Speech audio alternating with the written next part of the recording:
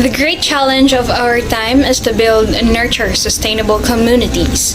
Communities that are designed in such a way that their way of life, businesses, economies, physical structures, and technologies do not interfere with nature's inherent ability to sustain life. So the first step in this endeavor is to understand the principle of organization that ecosystems have developed to sustain the web of life. So this understanding is what we call ecological literacy. There are lots of problems we are now experiencing. Every day, our environment gets worse and it causes a lot of problems to animals and humans. Many would say this might be one of the effects of globalization. Others would also say human beings are the one destroying the environment. So in this lesson, we will deeply know our roles in protecting and rehabilitating the environment and ecosystem. So good morning everyone, I am Marie Montero and we are going to discuss ecological literacy. So let us first define what is ecological literacy. Ecological literacy or ecoliteracy is a term first used by an American educator, David W. Orr, and physicist Fritjof Capra in the 1990s, in order to introduce into educational practice the value and well-being of the earth and its ecosystems. It is a way of thinking about the world in terms of its interdependent, natural, and human systems, including a consideration of the consequences of human actions and interactions within the natural context. Ecoliteracy is defined by Weil in 2017 as the ability to understand the organization of natural systems and the process that maintain the healthy functioning of living systems and sustain life on Earth, and is shortened by Graham as the ability to understand the natural systems that makes life on Earth possible. So this concerns understanding the principles or organizations of ecosystems and their potential application to understanding how to build a sustainable human society. Meanwhile, according to Mina and Allison in 2009, ecological literacy refers to an individual's understanding not only at ecological concepts but also of his or her place in the ecosystem. So we are not down to just knowledge level, but then you have to understand and analyze yourself also that you are a part of ecosystem. Know your place, as they say, because when you know your place, you know what to do and how to act and respond to things. David in 1989 pointed that knowing, caring, and practical competence form the foundation for ecological literacy. Not just knowing, not just caring, but to also have practical competence in terms of facing nature. In 1994, he said that the root of environment crisis is the individual's inability to think about ecological patterns, systems of causation, and long-term effects of human actions. Because if you do understand these things, then you might be able to know the appropriate actions you will be doing, what decisions you should be making, and the things that you should try and avoid. He also emphasizes the importance of experience in one's natural environment. He believed that it can enable humans to shift perspective from one of an economics emphasis to one of balance amongst economics, ecology, and cultures. So what you should do is to take note of your past experiences and try to think the reasons, the effects, and on how you felt in those experiences with regards to nature. According to Fritjof Capra, the survival of humanity will depend on our ecological literacy, our ability to understand the basic principles of ecology and to live accordingly. This means that ecological literacy must become a critical skills of politicians, business leaders, and professionals in all spheres, and should be the most important part of education and continuing education and training of professionals. You know, the aim of ecological literacy is to create a frame of mind that recognizes relations and interdependency with the natural world and support with the development of the new capacities to create sustainable ways of living. Moving on, let's us discuss the importance of ecological literacy. Ecological literacy has been relevant since it was founded. In fact, there are numerous ways in which ecological literacy is considered significant to the environment. To name a few, here are 5 of the importances of ecological literacy. First, ecological literacy increases humans' awareness of the environmental issues around the world. By definition, ecological literacy is our ability to comprehend the natural systems that are responsible in making life on Earth possible. Part of understanding the systems is knowing the present conditions and issues that the Earth is experiencing. The presence of ecological literacy greatly impacts humans' knowledge of what is happening around the ecosystem. This awareness will then motivate them to take action, which is the second importance of this literacy. Second, ecological literacy emphasizes humans' environmental responsibilities and prompts them to fulfill their duties. Ecological literacy values humans' role as the inhabitants of Earth. It directs humans' way of living in a manner that is beneficial and harmless to the environment. Furthermore, it also pushes humans to be responsible. Third, ecological literacy promotes sustainability. Ecological literacy assists humans in conserving, protecting, and putting efforts in the regeneration of resources that certainly affect the future of the human health and well-being, the environment, and the economy. Fourth, ecological literacy educates children to value all forms of life in Earth. As cliche as it may sound, but the children are the future. Therefore, it is just right to teach them the ways of sustainable living, and ecological literacy has the complete facilities to do the job. As early as now, we need to embed the importance of preserving our planet in the minds of the children so they can pass it to the next generation. And lastly, ecological literacy heavily influences the survival of humanity. Our ability to understand the basic principles of a connected nature and how to live accordingly, as well as the implementation of these principles in our lives, are the answers for the dreading question of how can humanity last on Earth. This means that ecological literacy must become a critical skill for all humans to embrace if we are to remain in this world. And that's all for the importance of ecological literacy to our environment, to our world, and to the humanity. Hi, I'm Maria Tressa, and I'll be talking about being an eco-literate person. We've been here on Earth for years, so I have one question to ask. Have you ever asked yourself, or there's a point in your life where you ask yourself how to be eco-literate person? Like, look at the environment we're living in. Is this not enough to think and start to adapt and embrace being an ecologically literate person? When will we take an action? Tomorrow? In the next months? Years? 10 years from now? The better answer is today. Don't wait for the earth to suffer and disappear. Think of the coming years. Think of the new generations to come. Don't let's notch their better futures just because we didn't do anything today. Ecologically literate person of 21st century is someone who is the responsible, lifelong learner who tries to enhance the human situation and the environment within the framework of self, human groups, the biosphere, and the ecosphere. This individual will discover meaning and purpose in life by striving for greater balance in his or her cognitive, emotional, psychomotor, reflective, intuitive, aesthetic, social, creative, and spiritual talents. The pursuit of major life work will be used to develop these attributes.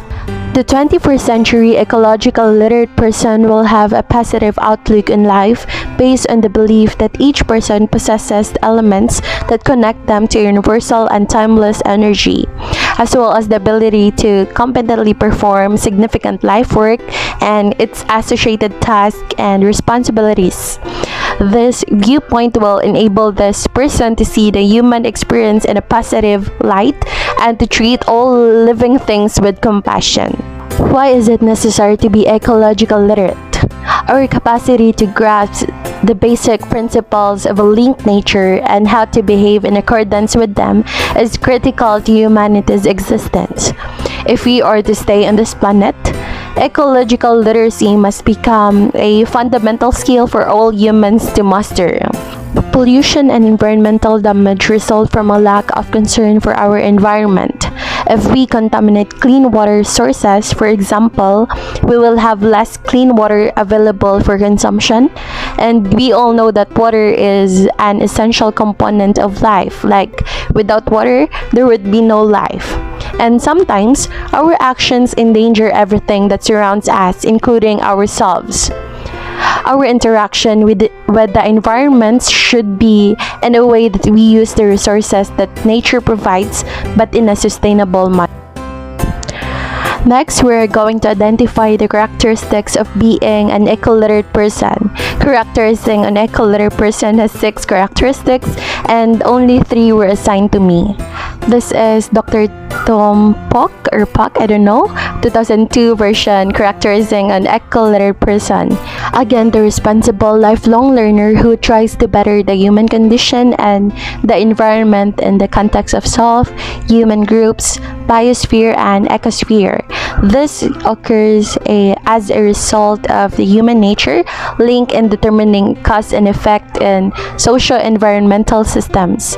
In a nutshell, ecological literacy is the ability to comprehend the natural processes that enable life on Earth and to apply ecological concepts in our daily lives. An inquirer who actively secures the basic skills and knowledge. Becoming an inquirer by actively acquiring the basic skills and knowledge, like knowledge of the relationships found within the ecosphere among solar energy components, air, water, soil, rocks, flora, fauna, people, animals, and all other biotic and abiotic organisms and components that facilitate the discharge of ecological responsibilities. The individual will be able to reach his or her full potential and find a place in both the human and natural realms as a result of this knowledge and talent. Being an inquirer's responsibility in nature, in any places, in school, at home, or everywhere. Inquirer simply means someone who asks a questions or seeks to learn about something. We are aware about what's happening in our environment. At first, it scares us. Why? Because of ignorance. We don't know anything that much. How and why it started and how will we going to end it. So we go look answers on the internet.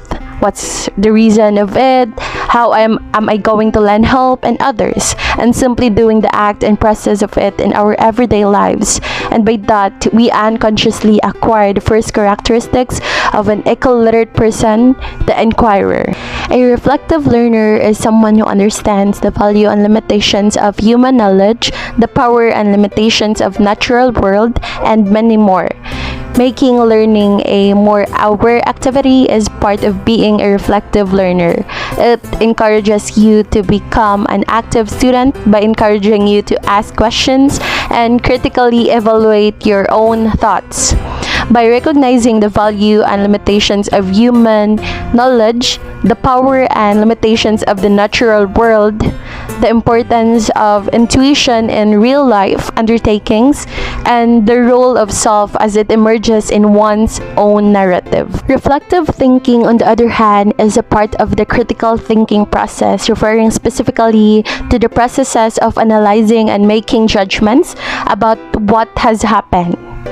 Reflective thinking, according to Dewey in 1933, is an active, persistent, and meticulous examination of a belief or imagined form of knowledge, the grounds that support that knowledge, and the conclusions that knowledge leads to.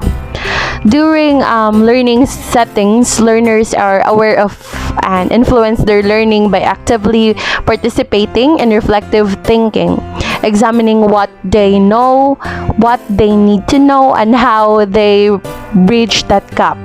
So next is intelligently self-directed. It is someone who engages in self-appraisal, sets new learning objectives, develops or plan to achieve those objectives and reflection in the whole process.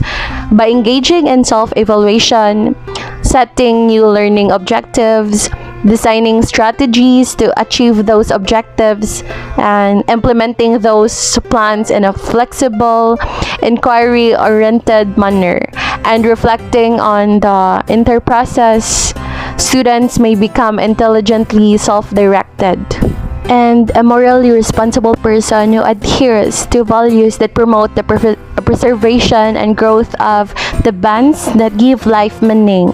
Such beliefs include taking responsibility for others, achieving justice and equality for everyone, performing properly allocated obligations to best of one's abilities, and living in the peace with others and the environment.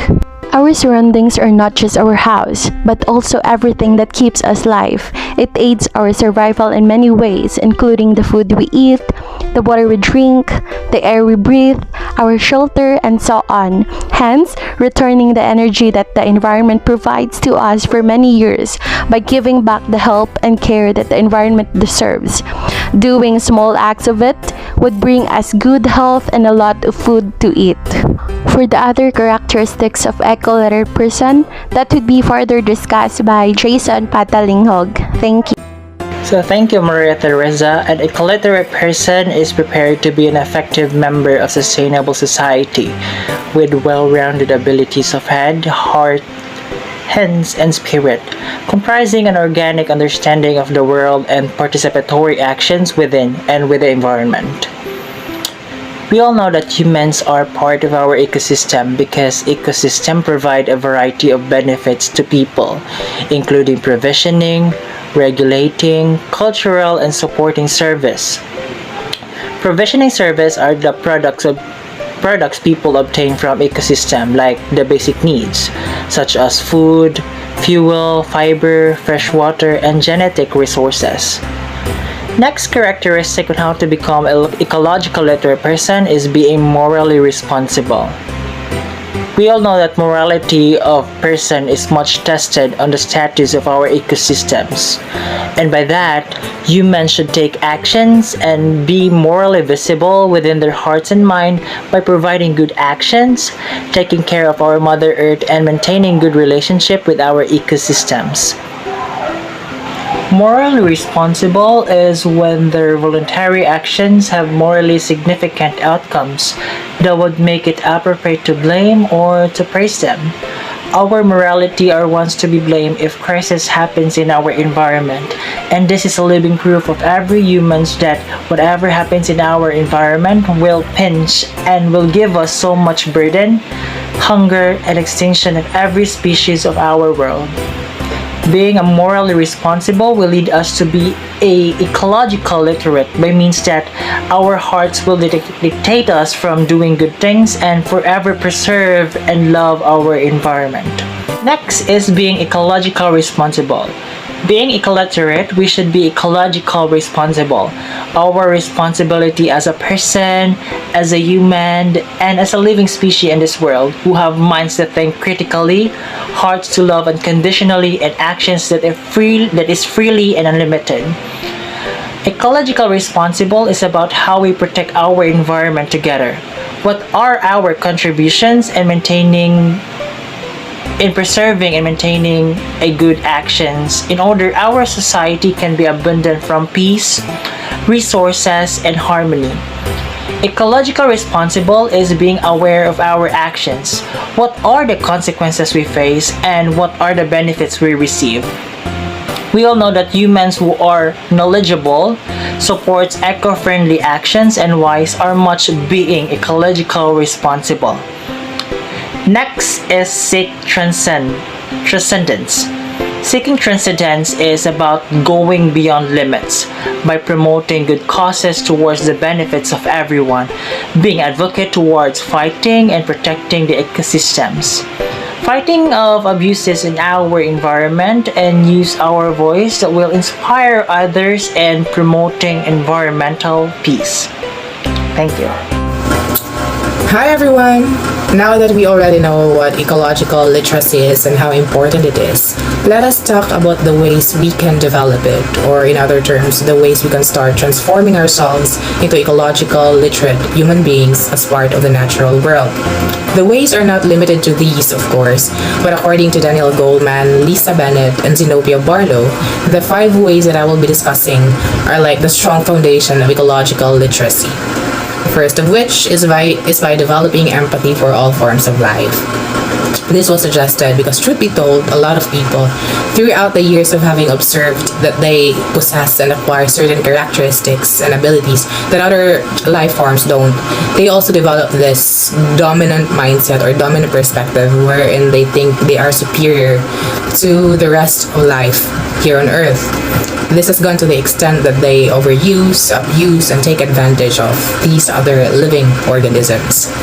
Now, if we just try to analyze the basic structure of life, or the web of life as they call it, we can find commonalities between us and the other living organisms. For example, we have this natural need for water and food, like plants do, like animals do. Diba? Also, it breaks the notion about human beings as the only ones having emotional capacity, because animals do have emotions too. Like being in National Geographic, elephants, for example, are empathetic animals. They can grieve over a loss or a death.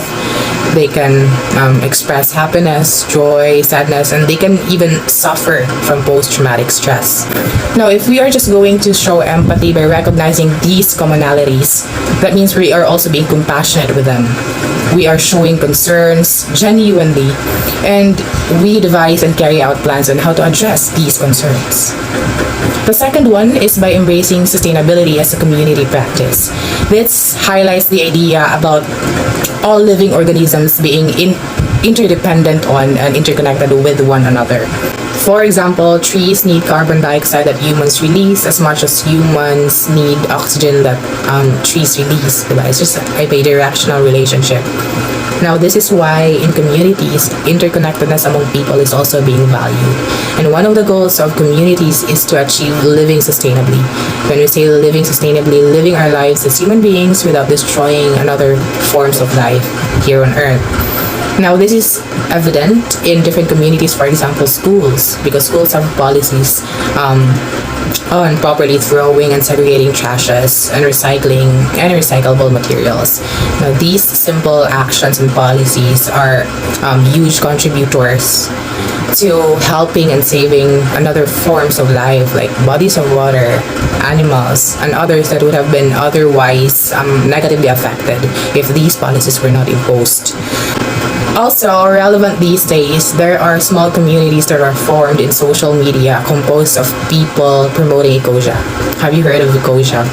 So it is like mura siya Google, Bing, Yahoo, and other search engines, but this one is like a green and ecological version of those. Because 45 searches that a person makes using Ecosia is equivalent to 1 tree to be planted. How does that work? Diba sa search engines naman dyan ay advertisers. And those advertisers would pay Ecosia. And then 80% of the profit that Ecosia gains will be reserved and allocated for tree planting. So yeah, that's interesting. And then let's go to the third one. It's through making the invisible visible. Here's a real question though. Nganong sa kadaghan ng magkalamidad nga nahitabo globally, o nganong sa grabe na sa mga kalamidad nga nahitabo, like mas grabe ng bagyo, kainit, diba? There are wildfires like what happened in Amazon forest and sa Korea. Why is it that a lot of people still do not care and do not make appropriate actions to address these? Nganong wala man siya pre kabaguhan. And it's even getting worse now, according to the scientists. It's because there are things that make these negative consequences and implications invisible to us. This what we call blinders. Ang gitawag ng blinders. There are a lot of things, primary of which is this is what we call economic progress. When we say economic progress, what do we think? What are the indicators that a country is economically progressive? There are a lot of manufacturing buildings na, companies, vehicles, more houses are powered by electricity, diba? And then we are also aware that these indicators are using fossil fuels. And we are aware that fossil fuels, when burned, can contribute to building up carbon dioxide in the atmosphere, which results in climate change, like what is happening today. Now, among the information given, which to you weighs more importance?